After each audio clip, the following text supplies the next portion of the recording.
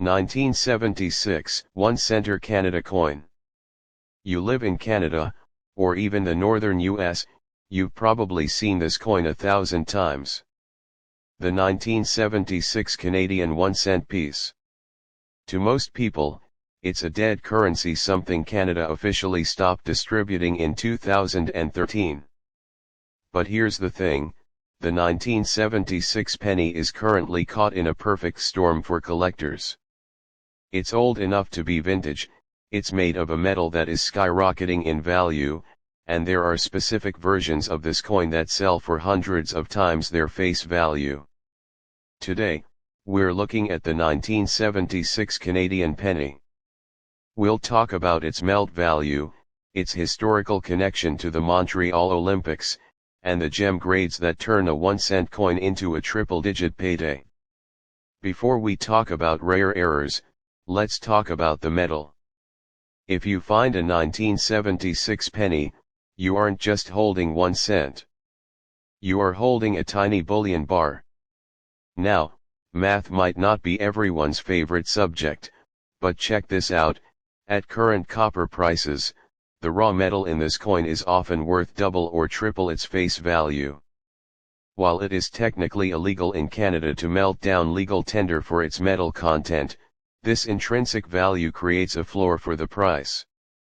Collectors and hoarders are vacuuming these up because they know that 98% copper coinage is a disappearing resource.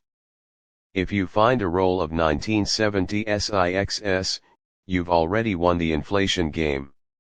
Let's look at the artistry. 1976 features the second effigy of Queen Elizabeth II, designed by Arnold Machin. This is the younger queen portrait that many collectors find more aesthetically pleasing than the later, more mature portraits. Look for the crispness in the tiara.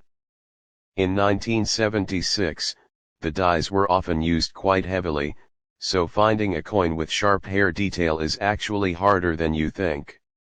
The reverse, you've got the iconic twin maple leaves designed by Kruger Gray. 1976 was a massive year for Canada. It was the year of the Montreal Summer Olympics. While the mint was busy pumping out high-value silver Olympic coins, they still managed to strike over 700 million of these pennies. Because they were so common, nobody thought to save them in mint condition. And that is where the money is.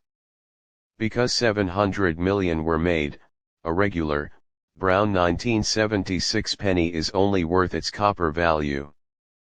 But if you find one that looks like it just popped out of the press yesterday, pay attention. In coin grading, we look for rarity color. Copper oxidizes and turns brown over time. A 1976 penny that has retained its original, fiery orange-red luster is rare. MS63 to MS65, these are common in uncirculated sets and might be worth 1 to 5. MS66, now we're getting warm. A 1976 penny in MS66 red can fetch 20 to 40. MS67, this is the holy grail for this year.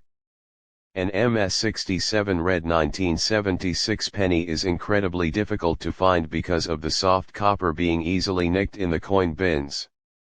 These have been known to sell at auction for 150 to 300 plus. Check your mint sets. Many Canadians have the 1976 uncirculated sets in their basements.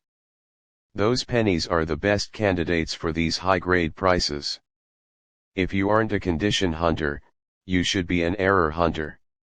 While 1976 doesn't have a famous king of errors like the 1955 doubled die, it does have some mint errors that occur due to the high production volume. Clipped planchettes, look for a penny that has a bite taken out of it. This happens when the blanking machine overlaps. A 1976 penny with a significant clip can sell for 10 to 25. Off-center strikes, if the queen's head is shifted to the side and part of the coin is blank, you've found money. The more off-center, the higher the value.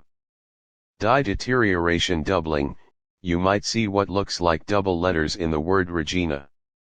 Most of the time, this is just a worn out die, but collectors of mechanical errors still find these interesting.